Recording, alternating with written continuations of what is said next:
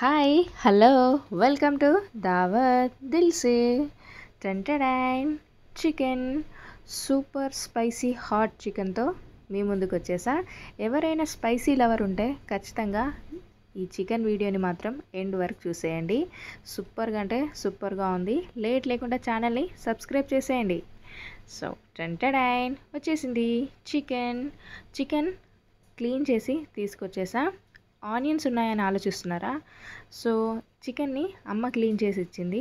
So తను ఎప్పుడు chicken కానివ్వండి మటన్ కానివ్వండి కాస్త ఆనియన్స్ వేసి అలా క్లీన్ చేస్తుందంట.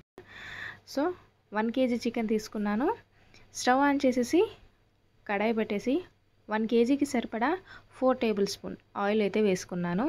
ఆయిల్ హీట్ అయిన తర్వాత కట్ చేసి పెట్టుకున్న ఉల్లిపాయలు, ఒక పెద్ద సైజు ఉల్లిపాయ అయితే తీసుకున్నాను. ఎందుకంటే ఆల్రెడీ మనం చికెన్ కడిగేటప్పుడు ఒక చిన్న ఉల్లిపాయ వేసుకున్నాం కాబట్టి సరిపోతుంది. మీరైతే అలా వేసుకోకుంటే 2 మీడియం సైజు ఉల్లిపాయలు వేసుకున్నా సరిపోతుంది.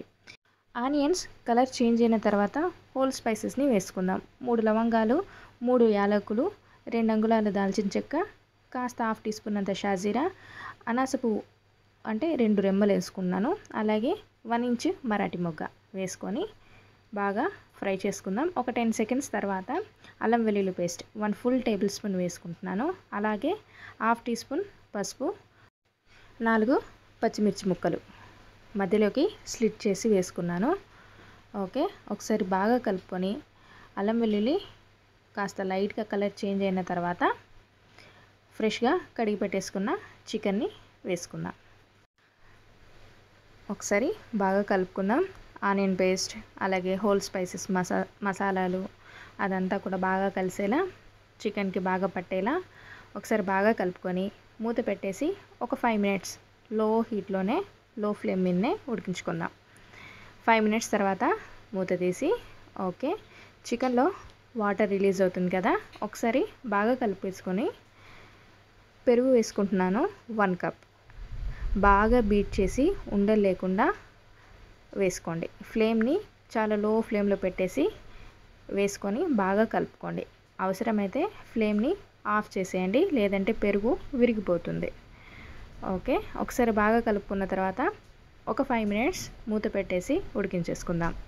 5 మినిట్స్ తర్వాత పెరుగులోని కూడా వాటర్ రిలీజ్ అవుతుంది. సో ఇలా గ్రేవీగా వచ్చిన తర్వాత స్పైసెస్ని యాడ్ చేసుకుందాం.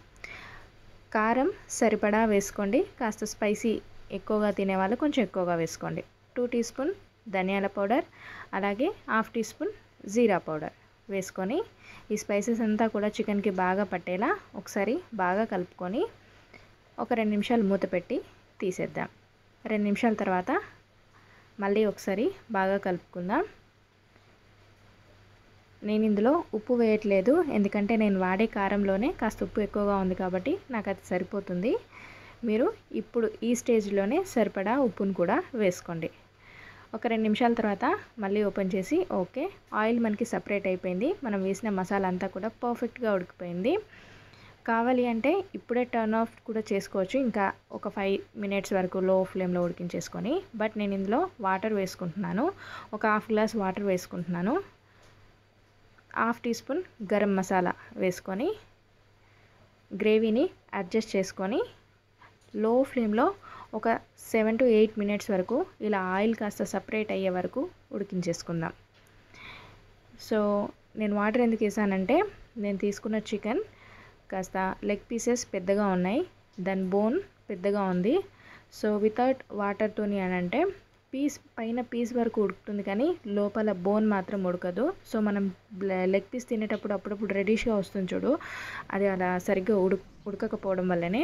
సో అందుకనే నేను పర్ఫెక్ట్గా కాస్త ఒక 1/2 గ్లాస్ వాటర్ వేసుకొని ఒక 6-7 మినిట్స్ ఉడికించేసుకుంటే పర్ఫెక్ట్గా ఉడికిపోతుంది. లాస్ట్ ఫైనల్గా కొత్తిమీర కూడా వేసేసుకొని ఒక 2 నిమిషాలు అలా మూత పెట్టేసి దించేసుకుంటే tasty spicy chicken ready. Full స్పైసీగా ఉంది. నాకు స్పైసీ అంటే ఫుల్ ఇష్టం.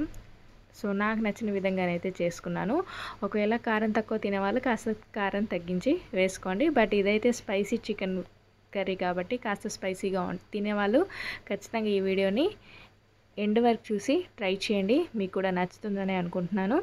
Thank you so much for watching. Tata, take care.